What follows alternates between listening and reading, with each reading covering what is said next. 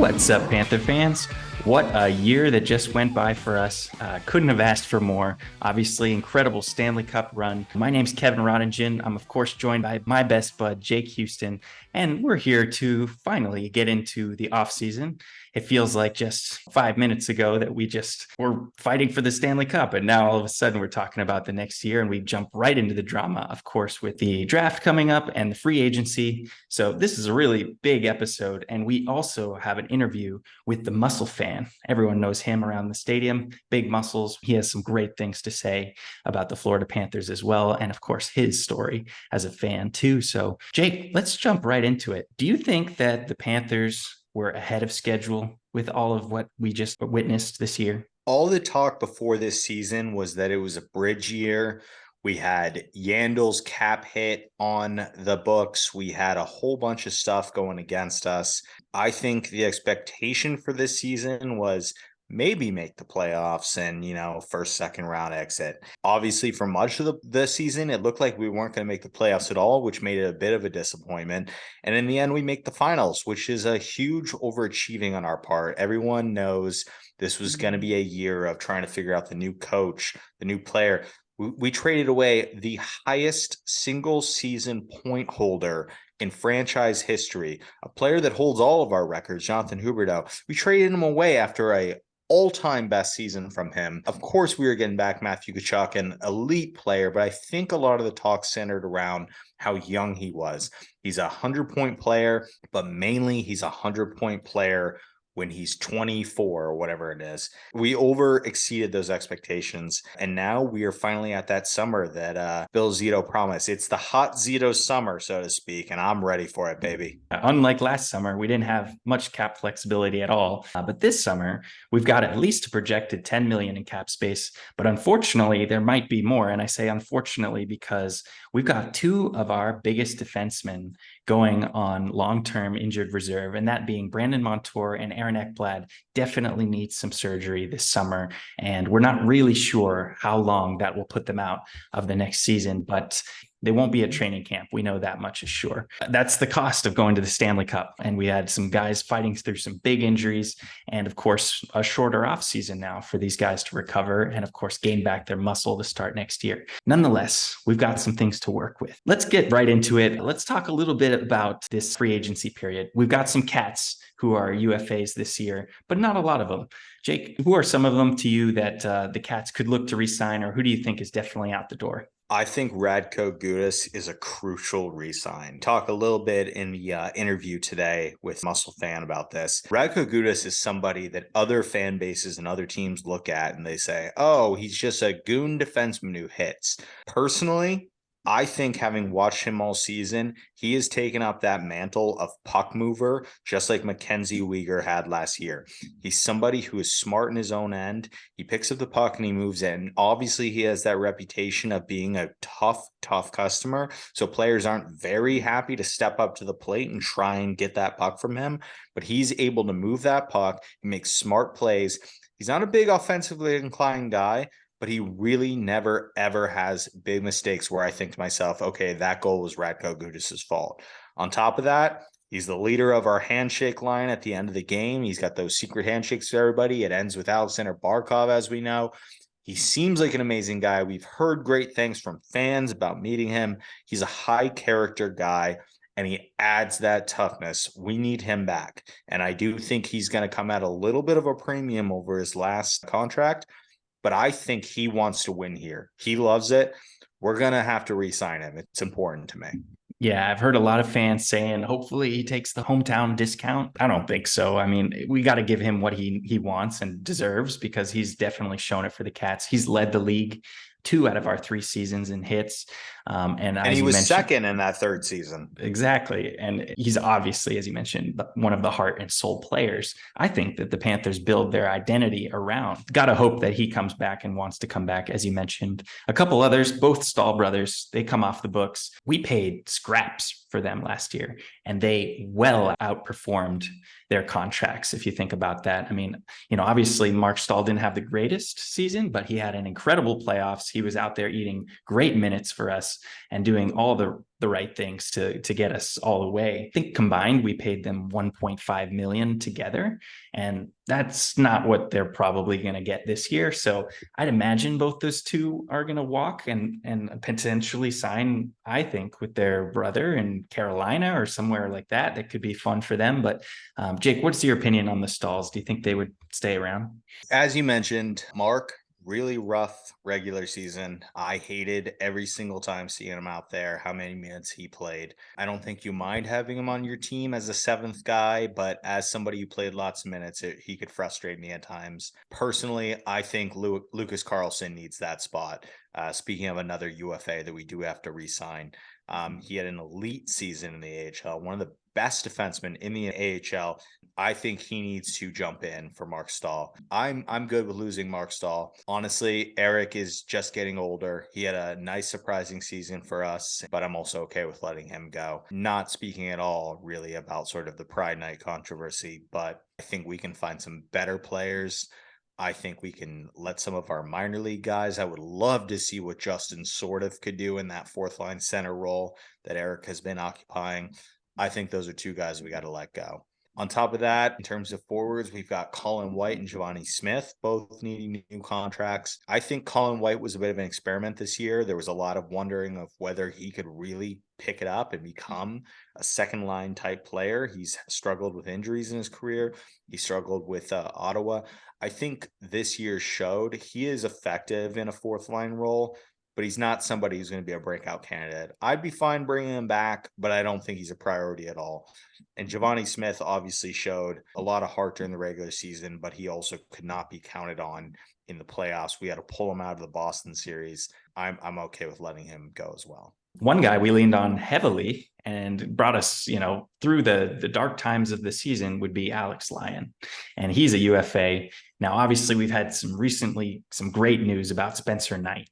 And Spencer Knight is going to be coming back in the fall, according to Bill Zito. It sounds like, whatever he was going through, he's ready to start hockey again. And that's great news for the Panthers, because as an asset or as a player, he was not worth much at all to us if he wasn't able to play. So we've got Bobrovsky and we've got Knight, and they've locked up to big contracts. And obviously that leaves Alex Lyon on the third string. And I don't know if that's what he wants to do, although he has mentioned he would like to have that conversation with the Cats. I'm all for re-signing Alex Lyon to lead the Charlotte Checkers. I'm all for signing him to something like a 1 million two-way contract. I think he deserves more than that. I would love to see Alex Lyon go to another team, get paid, and be a backup or even a starter for one of these lower teams. I think a backup is more of a realistic point of view. I don't think there's a chance in hell we are going to pay him what he deserves. And I think there are teams out there that will overpay him. And I think he deserves to be overpaid. So Alex Lyon, thank you for everything, the Lion King. Hope to see you back. But to be honest, I really just don't see our tandem being anything other than Sergei Bobrovsky and Spencer Knight. And that is a perfect segue. There's a lot of trade rumors happening out there and a lot of fans calling for a trade that could involve Sergei Bobrovsky, because this is the highest of highs he's played for us, and this would be his highest value. I personally don't think that's going to happen.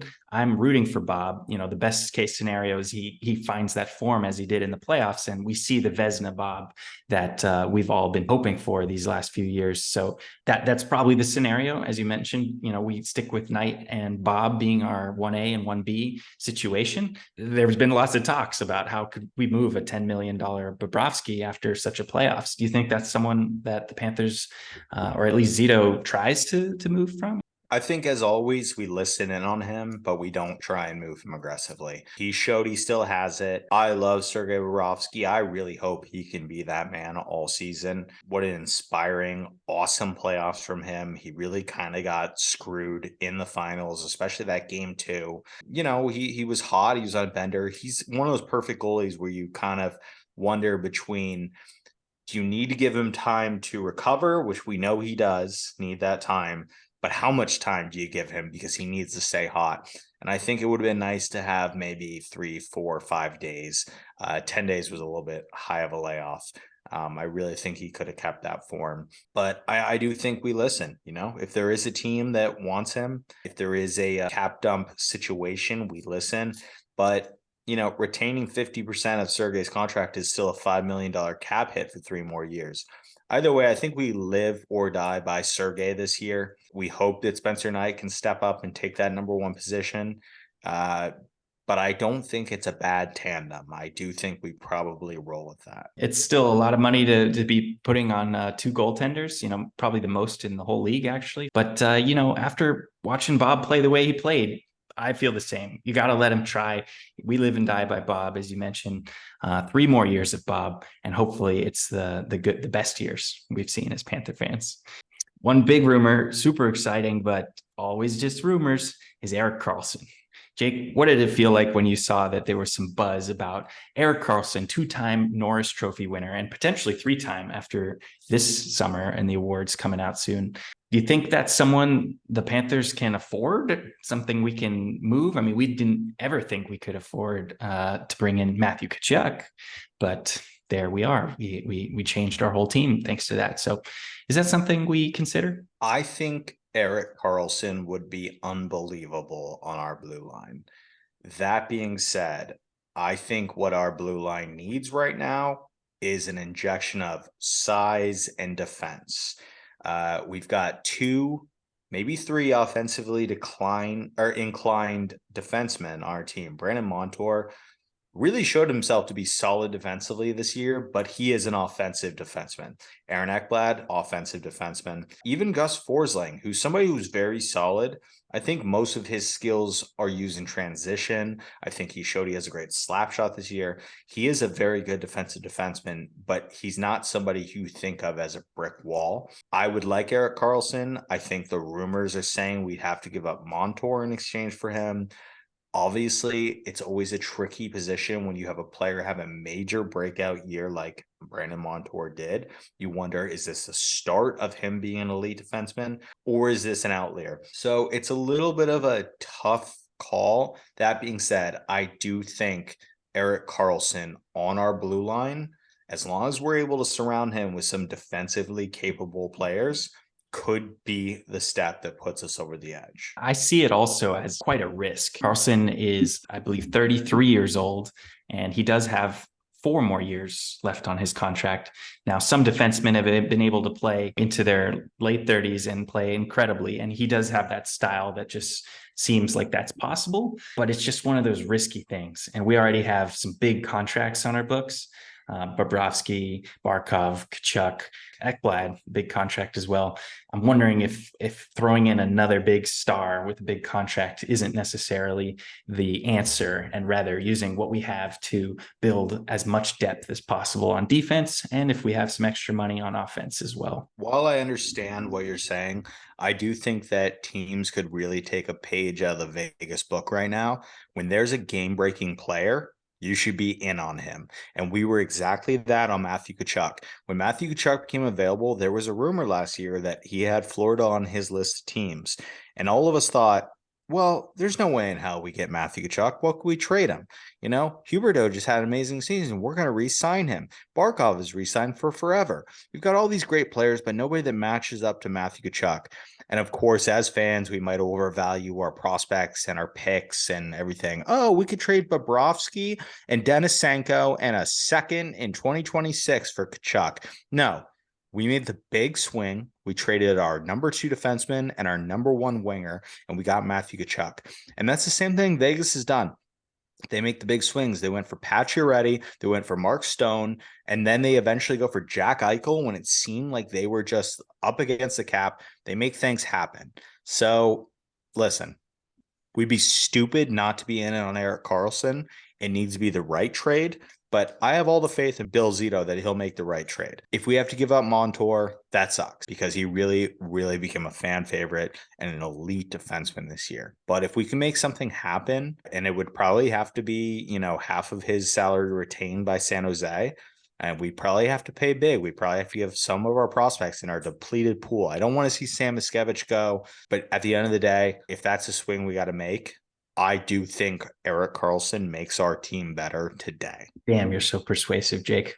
You got me. Yeah, after hearing you say that, I'm hyped up about it too. It could be just mind blowing to have a guy like that on our team. I already made, if you've seen on the Instagram, an image of Karlsson wearing a Panthers jersey.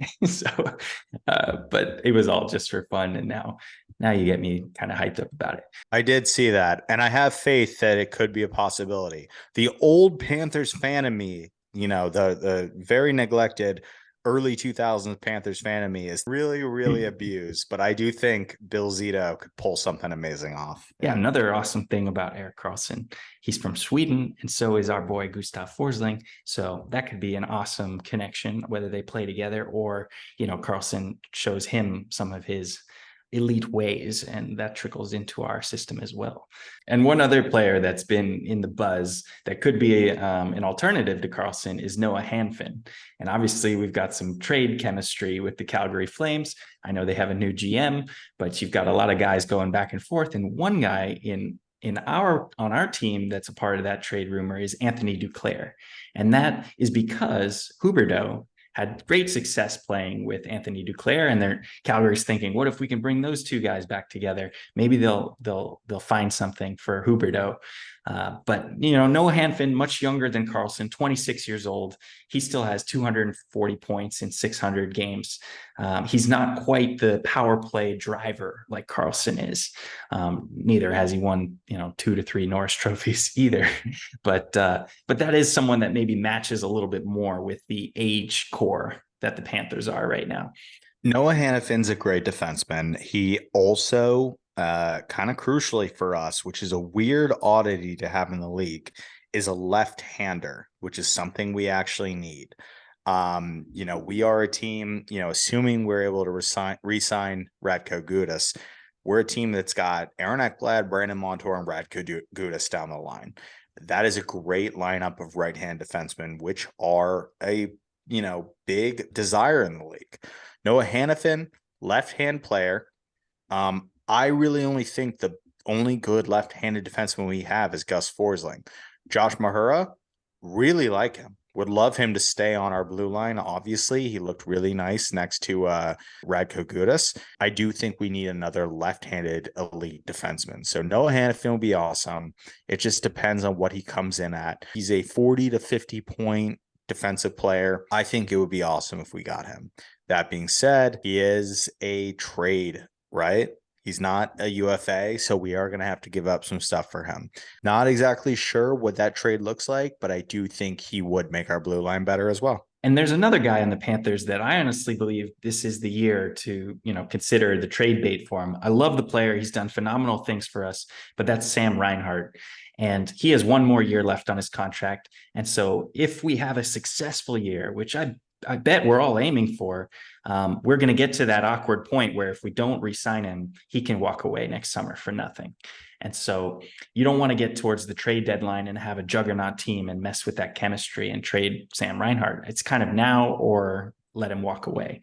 And so, or he resigns with us throughout the year, whatever. But that's a $6.5 million player that if we trade as a part of some package does give us a little bit more cap flexibility. Is that someone you think we throw out there, Zito throws out there, or we kind of hold on to him as long as we can?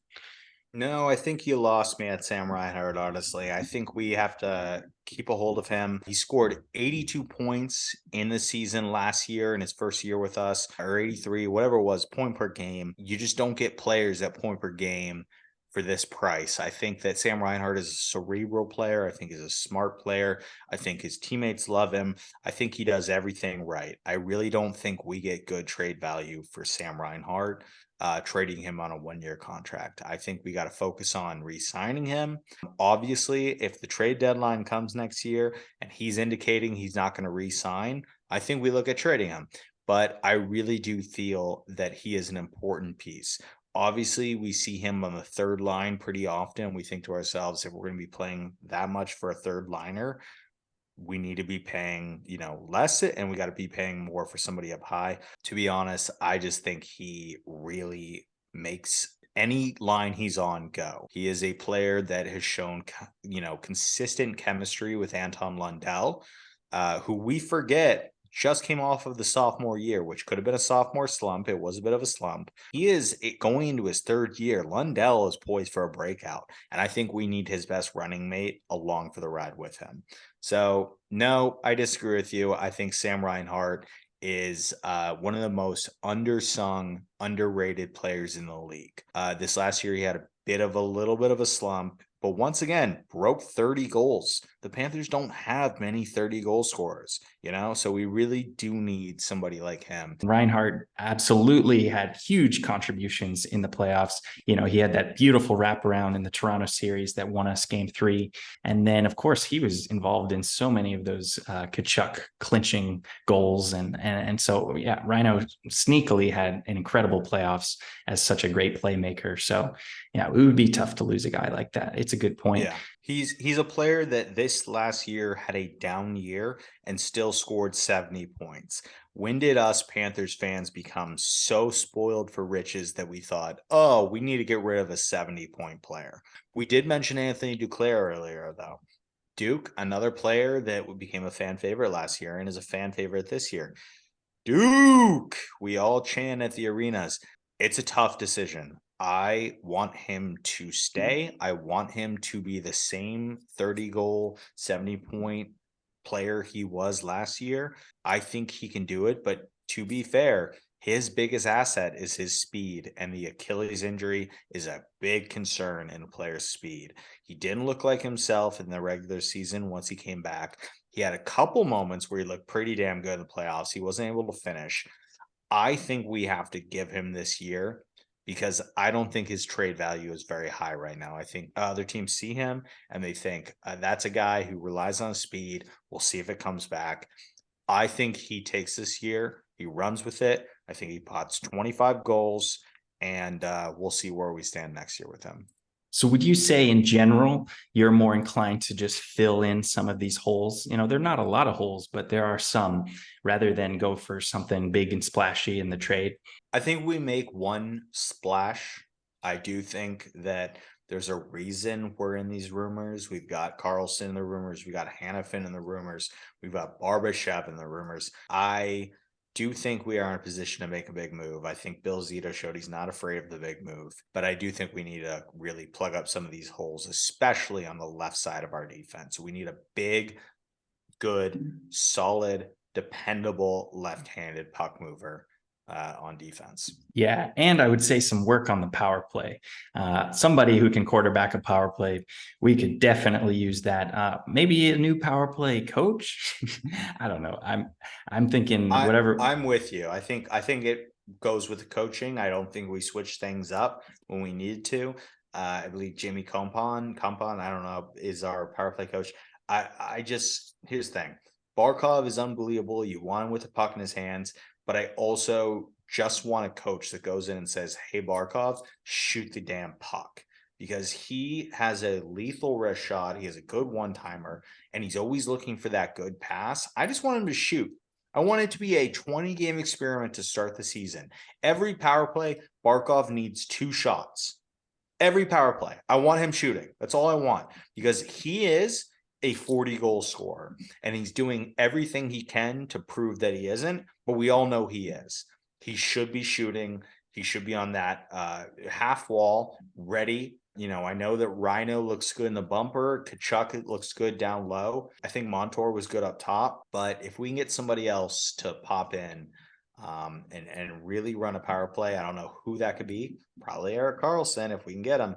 I think Barkov can become an absolute weapon. That's my opinion. Yeah, I think we're going to see a very new Alexander Barkov next year. That's my personal opinion. I think whatever he just experienced on this run to the Stanley Cup was awakening. And to see a guy like Tkachuk have so much success in the playoffs, you saw Barkey starting to use the body a lot more, starting to get engaged a lot more in the last few series. Yeah, I think we're going to see him have a different style to his offseason training, and he's going to come back fired up because he knows he's that close to being the captain of a Stanley Cup winning team. We're going to dive into free agency. There's a lot of interesting names, even though, like you mentioned, it's not the greatest class of free agents. But first, let's go to that interview with the Muscle Man, because we do dive into a couple of his opinions as well about the free agency. But he's got an awesome story putting on the suit that we all know and love. So let's throw it that way. We're going to throw it over to Muscle Fan. Awesome interview. Awesome guy. It is my honor to introduce Rob Veglia. He is known to all of us as the Muscle Fan, and he's quite a familiar face around the arena. I'm sure all of you listening to this have taken a picture with him at some point when you go to FLA Live Arena for a home game. Rob, so tell us about the first time you decided to put on this suit. How did it all begin? Thanks for having me, guys. I appreciate this. Yeah, like you said, it's just everything's been snowballing with the finals and everything, so it's been fantastic. Actually, I was thinking back, the first time I ever put it on, it was a Halloween costume that I had as a bodybuilder, and Panthers made the playoffs. It was 2009, and I was going with my buddy, and I had the costume in the car. I'm like, I'm gonna wear it in the game. He's like, there's no way you're gonna wear that in the game. I'm like, oh, I'm wearing it in the game. And I walked up, I just put like a Panthers thing over it, and I kind of just went up, and people went crazy. Everyone, can I take a picture? Can I take a picture? And my brother actually called me. He goes, are you in a muscle suit? I think I just saw you on the intro to the game. And I'm like, really? And then after that, I'm like, you know what? I'm coming back. And I started adding some stuff to it. And every season I add something else, and the rats, and then the gold chain. And then last year I took all the towels, and my wife sewed all a cape. So it's just been snowballing every year, and I got a new suit. I'm updating that. So it's like, you know what? Everyone seems to enjoy it. It brings everybody together, and we're all here to celebrate the Panthers. So whatever I can do to get the crowd energized, I'm all about it. And we all get a lot to celebrate lately, the last loss notwithstanding. The Right. Panthers have obviously had 2-3 really awesome years. The excitement is taken up around South Florida. Superstar players and excitement around the league about this team, which was a juggernaut last year and was the plucky underdog this year. So really exciting time, especially for you, I'm sure, to be a face of the fanship of the Florida Panthers. Oh, no doubt. I mean, last year was just a dream run all year long. You go there, you just expect them to score 6-7 goals, come back for every game. And it was phenomenal. I've never been in that situation where you go to the arena and we're thinking, okay, we're going to win. That's it. No matter what's going to happen, we're going to win. And then you got to the playoffs, and it was like, okay, it's good. Second round, we're building on it. And then they made all those changes in the offseason. I'm like, all right, what are we doing? And this season was kind of up and down. It was choppy. So you didn't know, like, okay, should they have kept it the same? Should they try to ride it out with the other coach? And, I didn't know what to expect. And then right after the All-Star break, it was just like, they came together. Like, Kachuk is just the kind of guy that just galvanizes a team. It looks like, I mean, everybody rallies around that dude. When the playoffs started, it was a different team. I mean, really, a couple weeks before the playoffs started, because they needed all those wins to get in. And once they got on that roll, it was just like, okay, here we go. Just the Boston series, I'm like, okay, just let's make a good showing, because everyone's telling us this is the best team ever. There's no way we can win. So I'm like, let's just take it, 6 games, 7 games. But I mean, that down 3-1 and then winning all those games, I'm like, oh my God. It was just, to watch it, it was just still didn't sink in. Like game 7, it was just like, is this really happening? Like, it's so exciting to be a Panther fan right now, to just follow the team and watch their growth. I don't know. I was without words after that. That whole Boston series was just beyond belief.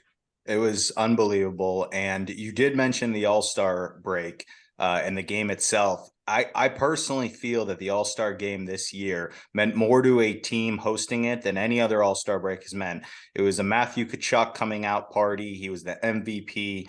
Fan festivities happen around Florida, lots of excitement around the game in South Florida. And then, of course, we just go on that magical run. So I'm glad you brought that up, because that really was a galvanizing force for us. Think about that. You had the All-Star. I mean, we went to the beach celebration a couple days before the All-Star game, and players just walking around, t-shirts, shorts. I mean, you don't even know half these guys are actually players. I remember I had McCarr was in line with me when I was going to do something with the Stanley Cup, and he was literally 3 people behind me. He was with his family, and I'm like, that's him? Like, that's a professional, hockey player. But they're just so, casual, cool. But Kachuk just owned that whole weekend. It was amazing the way he brought Barkov in and his brother. Yeah, it was great. It was great to see it. Well, in the case of you seeing Cale Makar and saying, is that a professional hockey player? I'm sure everyone around you said, no, that's a prepubescent boy. That's not one of the best hockey players in the world. Look at those rosy cheeks. He's so small. It's amazing. So small. He's incredible Looks like player. a little kid. We know that you were recently selected to be the star of this Verizon commercial that we've seen all over now, ever since we make this cup run. And the point of the commercial was to, of course, advertise your super fandom along with Verizon. So tell us what that experience was like. How did they find you? How did it all go down? I actually saw something on Facebook where they were looking for a super fan, and it was for the Panthers and it was for basketball team, Denver Nuggets, during the finals. So I'm like, all right, I'll just send in a thing. I just sent a little email with a couple of pictures, and they're like, send us a video of what you look like when So I sent a video of me, and then I spliced it and I turned into this, and they were like, okay, we're interested. And then they were like, can we do a Zoom call?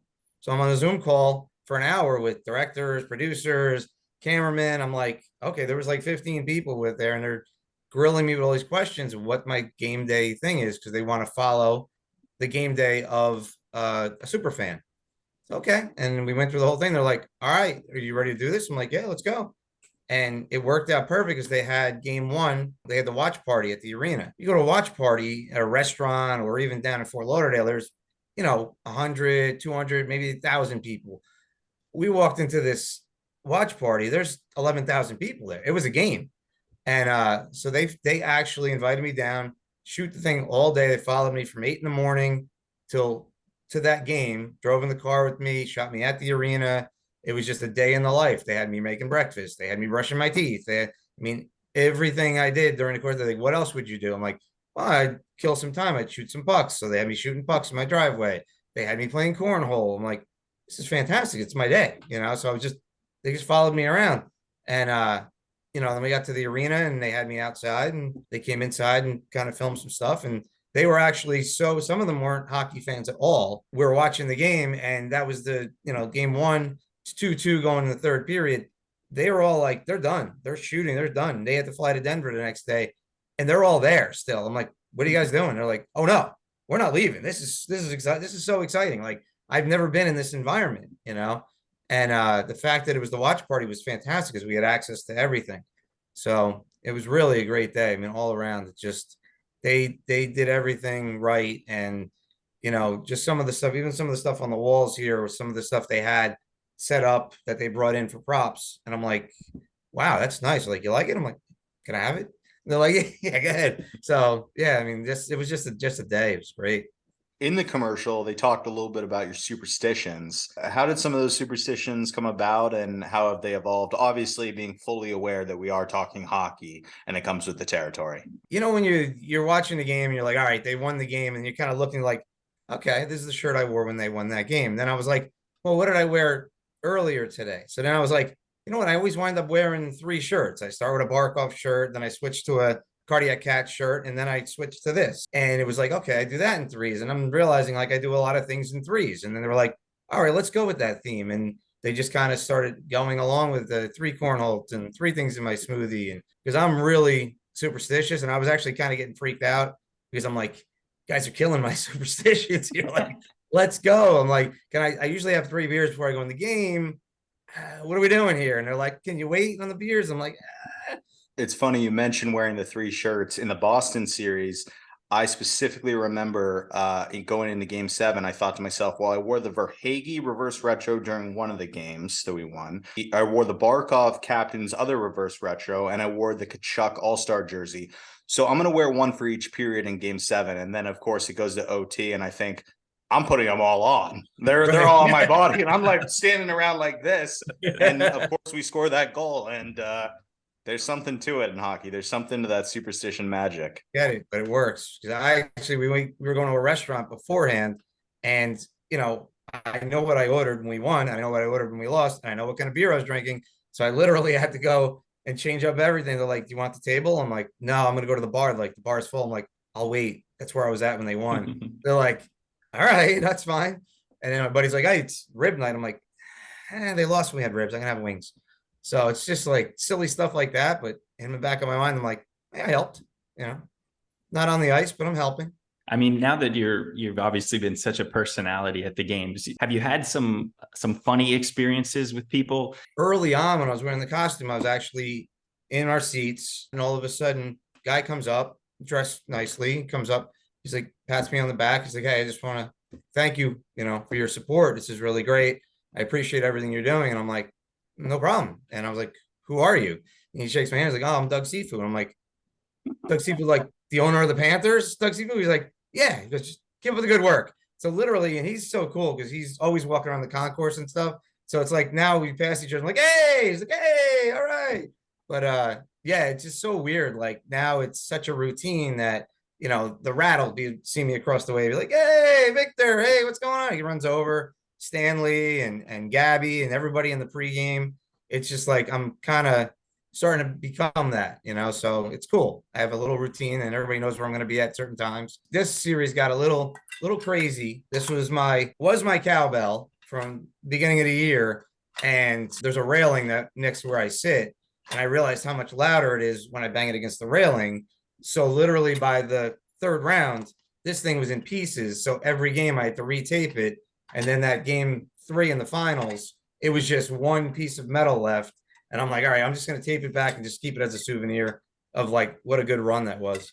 So I love that. That's awesome. That thing deserves a nice frame. Yeah. I know that, there's a few other new personalities who've been up and coming over the last couple of years. There's another muscle guy now in the building, and he's the little kid. Oh, yeah. Ethan He's Sanders, great. seeing Yeah. him flexing all the time.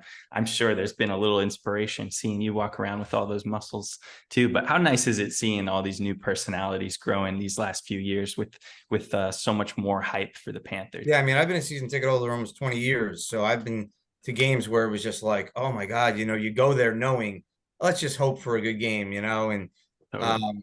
the last couple of years has just been like, it's a party. I mean, you go there and it's like, this is a destination. Like it's not anymore. I mean, I had relatives come down and I'm like, hey, let's go to a Panther game. And it was during the run last year where they go down 4 goals, come back and win the game. And they did it back to back. And they were like, oh my God, is it like this all the time? And I'm like, this year it is. Like, they're like, this is the most amazing they've ever seen. So they're huge Panther fans now from up north. So they just follow the team. But it's so cool seeing everybody rally. I mean, you got the flexing kid, and you got the kid ripping his shirt off. You got the Ric Flair lookalike. You got the super fan with the cape. Yeah, there's so many. It's awesome. I mean, it's cool because you're walking past them in the hallway, and we're just like either head nodding or high fiving each other as we go past. Like, hey, all right, good job, good job. And back in the day, you kind of, if I did this during a regular season game, people are like, what the hell is he doing? Like it's kind of like, what are you doing? Your team's in last place. I'm like, either way, I'd still do it, but you get such better feedback when you're winning, And we've had some of those aforementioned personalities on the pod before. We had Ric Flair, Steve on. We had we had Superfan on, and every single time we've been telling them me and Kevin are planning on organizing a cage match between all you guys. So I hope you're training. All right. Well, I mean, I do have the muscles, so I'm feeling good about that. You do. Let's hope the muscles are no hair pulling, functional. No hair pulling. That's fair. That's fair. Yeah. No touching of the hair and face. And that's exactly the rule. That's my moneymaker right there. I love the new one I'm seeing too, the Rat King. I saw you have a picture of you with him on Instagram too. Yeah. That was freaky, actually. That's a freaky looking one. I was like, what is this? I don't know what this is. I'll take a picture with him, but I'm like, wow, this guy's intense. Totally. Sorry, are you guys talking about are you just talking about taking a picture of Matthew Kachuk or there's a different Rat King? The other Rat King. Oh, yeah. The other Rat King. Yeah. There's a guy going around with a giant rat, like, headpiece and a crown on top and a cape and everything. And I'm not sure he's kid friendly though. Yeah, it's a little scary, a little intense. Yeah, it's intense. But it is cool. During the finals, I literally have little kids like 2, 3 or 4 years old, like coming up and flexing me. I'm like, oh, this is great. Like, this is so much fun. And parents are like, can they take a picture? I'm like, of course. This is fantastic. And that was the only thing I was bummed with the Verizon thing. People were like, hey, can we get a picture? And I'm like, yeah. And they're like, can we get the shot first? And I'm like, oh, that's right. I'm like, I'm sorry. I'm in fan mode because they go, when we get there, like, are people going to be like into it? I'm like, pretty sure they're going to be into it. Yeah. Literally where we park now, there's a group of people. I parked there all season. So we've become friends. And before every game, we woo. Like the last thing we do before I go in is we woo. And we call ourselves the woo crew. and take a picture and post it and go inside. And I was so distracted with the whole Verizon thing that I was like, oh my God, we didn't do the woo thing. So I'm like texting him at the game, like, where are you guys at? And I had to find them in the concourse to do the woo thing. I'm like, or else I ruined the whole thing. I'm like, oh my God, I ruined the whole thing. So, but yeah, it's been great. Met so many great people this year. So many more friends and family, and just fans that are just been super cool. This is a ton of people that have been fans of this team through so many bad times, and I think it's just amazing that this team is really just crushing it right now. And I think we all welcome all new fans. I think there's a lot of teams out there that gatekeep and are like, "Oh, you're a bandwagoner." We welcome the bandwagoners. Join us. Oh, You no know, doubt. like we've all loved this team for so long. We want to show you what this magic is about, because it is magical. And speaking of, being a fan for a long time, just want to ask you, do you have a favorite Panther player all time? Is it on the team now, or do we want to separate it out? Who's your favorite player right now? Who's your favorite player of the past? I mean, I like the scrappy guys. I've always liked like the Trocheks and the Lombergs and the guys that Zito has brought in the last 2 years. One thing about these guys like Gudis, I got to say, that guy is 100% heart. Just a story, All-Star weekend, they had an event. I went with my family and my son's special needs, so he's in a wheelchair. And we go and we're waiting in the line, and Gudis got there, and everyone's like rushed to take a quick picture or the autograph and blah, blah. And this guy, I mean, he went out of his way. He's like, whoa, chill out, relax. Because let's set this thing up. He pulled the table out, he moves the chair around, brings my son around with him. I'm like, and he's like, what's his name? He's asking me questions about him. And I'm like, looking behind me, there's like 300 people waiting. And he's like, it's cool. He goes, I'm going to be here all night. Relax. And so he's like, what do you want? So he actually signed this. And then he signed my son's thing, blah, blah, blah. He's taking a bunch of pictures. My wife was taking the pictures. She's like, no, no, no, no. Come on. The whole family in here. And I'm like, this guy, it's just that kind of stuff. It makes it more than a team. It's a community. And you just kind of, you can't help but root for these guys. So glad to hear you had a great experience with him, but I never would have imagined anything different. He just seems like salt of the earth, amazing Yeah, human I'm being. just hoping So they re-sign him. he's a That's a huge priority. signing right there. And I I, know I don't think other teams and fan bases realize how much he means to this team. I yeah, keep seeing, online, like, oh, hopefully they can re-sign Gudis. And to me, it's paramount that we re-sign him. He is. I saw it at the trade deadline last year. They were talking about guys that might go, and they're like, all right, he's at the end of the contract. Maybe they'll send him out. And I'm like, that would be the biggest mistake. I'm just glad Zito stayed put. I mean, he couldn't do anything. He had no money, but he still could have shipped people off and started selling off pieces. But he stayed true. I mean, the guy actually, I get the most faith in Zito. It just seems to push the right buttons all the time. So much of this episode is going to be about free agency and all this, and of course, what the Panthers can do in the offseason. But do you think there's anything that you would recommend that could take us to that next step? I know we're just right there after a season like this.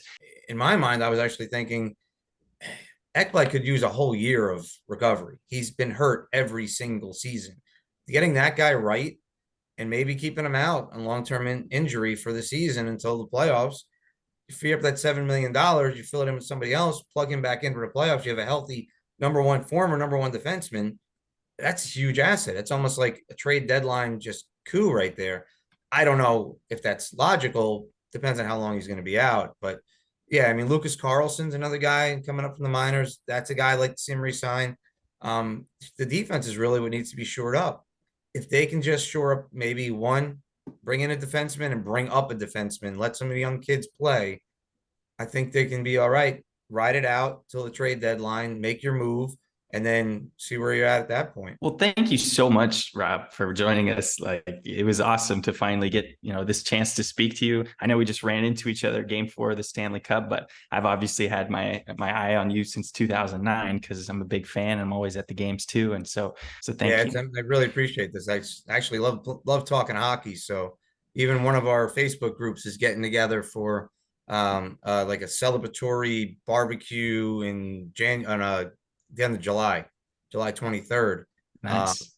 So if you guys are around, it's in Coral Springs. So we're all just going to talk about this last season, talk about, whatever happened free agency, just a celebration. That's the only thing that stinks when you lose the last game away is you don't get that chance to kind of say goodbye to the team and thank them and say goodbye to the fans you're always sitting next to and stuff like that. Rob, thank you so much. It was so awesome chatting with you. And hey, as always, go Panthers. Go Cats. Almost got those. The muscle fan, Rob Veglia. Really awesome guy. Really enjoyed chatting with him. It's one of the best parts of this podcast is that Kevin, you and I, who have been fans since the 90s, we get to chat with fellow fans. We are just happy to talk Panthers because, especially, I think, for someone like me who lives on the other side of the country in Los Angeles, and someone like you who lives on the other side of the world in Italy right now, we don't get to talk Panthers enough. So we welcome fans from every walk of life. We're here to spread the gospel of those kitty cats. What an awesome chat with Muscle Fan. And we, as always, welcome any of you fans to reach out to us on Instagram so that we can chat and put you featured on a podcast. We do have a couple names out there. Like we mentioned, we have to fill in that defensive position. And one guy way high up on the list who's going to get paid in free agency is Dmitry Orlov. But God, I would love to have that guy on our team. We had to play him against the Boston Bruins. He was their splashy pickup at the trade deadline. He really proved his value on the Bruins blue line. Jake, do you think that guy's just a little too expensive for us? Probably. He'd be great. He's a left-handed shooter. He would be great next to Eki, next to Montour. He's big Either too. way. That's what He's you a want. big guy. Yep. He's 215 pounds. But you got to imagine at his age, maybe he's looking for his last, big contract too. So it may not be something that fits really well with our plan. These guys who are in free agency are often looking to go to the contender, or they're looking to make their last bit of change on a longer contract that most of the time expires in an unfriendly way for the team. Kevin, it really hurts when you say someone at his age, and his age is the same as my age. So, ouch. But yeah, he must be really winding down in life. Needs to get that last contract. Otherwise, he's going to die destitute. Thanks, Kevin. Really appreciate he should that. probably just start a podcast and just call it a day. Yeah, Dmitry exactly. Orlov. Exactly, Dmitry. No, I think he'd be amazing, obviously. And we'll see what magic Bill Zito can do. Some other notable names in the free agency. We've got Tyler Bertuzzi, Ivan Barbashev, both very physical wingers, kind of like that Kachuk style of play. Obviously playoff guys, proven playoff guys after this year. They're both going to get paid a lot. I don't think the Panthers can afford them, but we'd love to have them. But one guy I have my eye on is Shane Gostisbehere. And that's because he's obviously a Florida boy, grew up in Pembroke Pines. This could be finally the homecoming where we finally get a Florida boy who's running our power play in Florida. That could be very special. Now, obviously, he just played with the Carolina Hurricanes and he had some decent playoff play as well. But, he's a quarterback. He's not necessarily the big physical guy on D that we might need to keep being that Panther identity. But we are looking for a quarterback right now. So it would be interesting to see him come to the Panthers too. I think he is an interesting person, especially for the reason of the Florida reunion. That being said, I do think we need either bigger game breakers in terms of offense, or we need strong defense. And I just don't think Shane Gostisbehere is elite enough of an offensive defenseman to need to go out on a limb and sign him. You sign Erik Karlsson knowing he has zero defense, even though that's what we need, because he's Erik Karlsson. I don't think you sign Shane Gostisbehere and sort of leave the defensive needs on the table, in my opinion. Yeah, no, that's a good point. There are moments where Gostisbehere has been known to be defensively liability.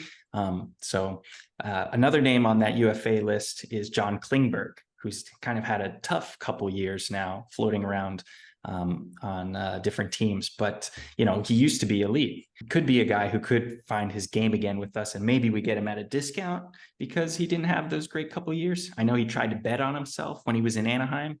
I don't know if that contract will be quite as high as he hoped, but is that someone you think could fit on the Panthers? Another player you don't mind having at a very low AAV, but he's a right-handed shot. And obviously, I think he could probably be a boon to our offense. But the hope is we re-sign Gudas. I think, obviously knowing we're going to be missing both Ekblad and Montour for a while, it just depends on how long they're out. I wouldn't mind having him if he's coming in below, something like 3 million and it's a short, sort of contract. Hopefully he's looking to bet on himself again. I don't think you want to sign him though long term at a high AAV, especially considering the Panthers have two offensively gifted right hand shot defensemen already. And we really do need some more defense. Yep, that makes sense. And there are some massive names that obviously I don't think the Panthers will bite on at all, but you've got Patrick Kane and you've got Vladimir Tarasenko, you've got Ryan O'Reilly, all these names who obviously, all three of those guys have won a cup. Will be floating out there, but those are some big paydays. And Bill Zito doesn't seem to be going for the big fishes. And I think he'll be filling in the holes a little bit more conservatively when it comes to the free agents. I do think that Ryan O'Reilly is an intriguing player to any team.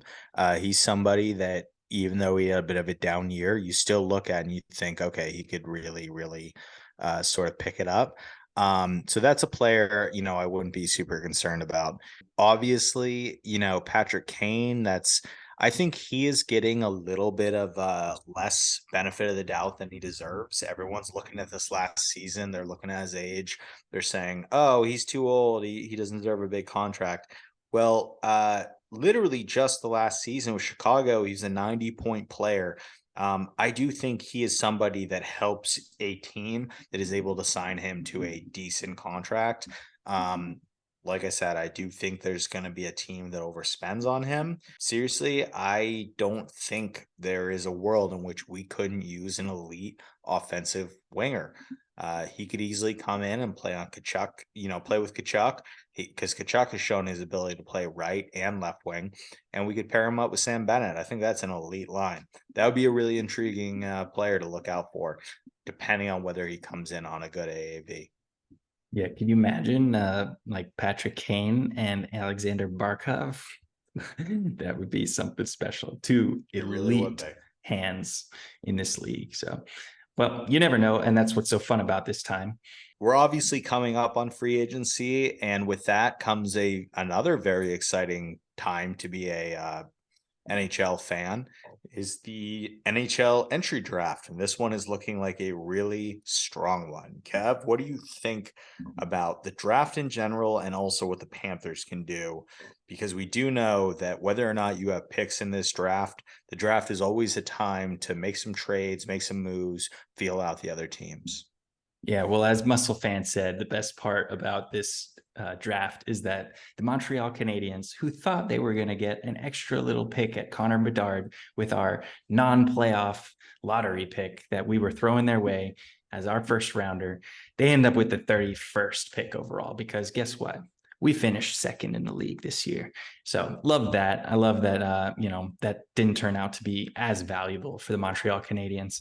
Now, obviously it sucks for us. We don't have a first round pick this year, and this is a very deep draft. So that is a bummer. Can't complain though. We just went to the Stanley Cup and, Kev, I don't think the Canadiens can complain either. They turned Ben Sherratt into a first rounder, whether it's the end of the first round or the beginning. I think we all as Panthers fans would love that first rounder over Ben Sherratt for one season, either way. Yep. So I believe our first pick is 62nd overall.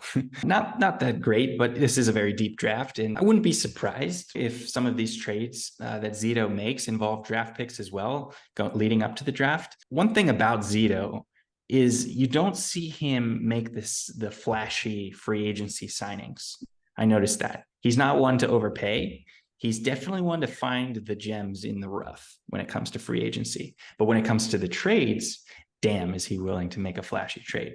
So that is definitely interesting. And so the draft time could be a good time for him to focus on some of those flashy trades. Overall, I think it's an exciting, even if you're not a fan of a team with a high draft pick, I think it's exciting always to be a fan of the draft. Like you said, there could be trades, there could be moves, there could be intrigue, there could be controversy, all of it, Kev. But at the same time, I think just purely as fans, I think we're all excited to see what's going to happen with Connor Bedard. I think we're excited to see what's going to happen with Matvei Michkov. There's a lot of intrigue at the top of the draft, and I think whether you're a fan or not, the draft is an exciting time. Personally, I'm not a massive football fan or baseball fan. I still tune in the draft. I'm always curious about the players and the storyline. So I think it's a fun time. I'm going to be watching. Yeah. And historically, the Panthers haven't done great at the draft. Obviously we've acquired Barkov and Ekblad and Huberdeau in the last 10 years or so. But before that, we were trading our first round picks that we had for players that didn't necessarily hit, and so this year we're not in the drama as much, so it's a little bit of a relief. But I can honestly say that other than drafting Ekblad first, which was pretty obvious at the time, the only hit I think the Panthers have ever really made in the draft would be choosing Barkov instead of Seth Jones, let's say. And other than that, I haven't been very happy about the Panthers in their ability to draft. So, no, I agree with you, Kev.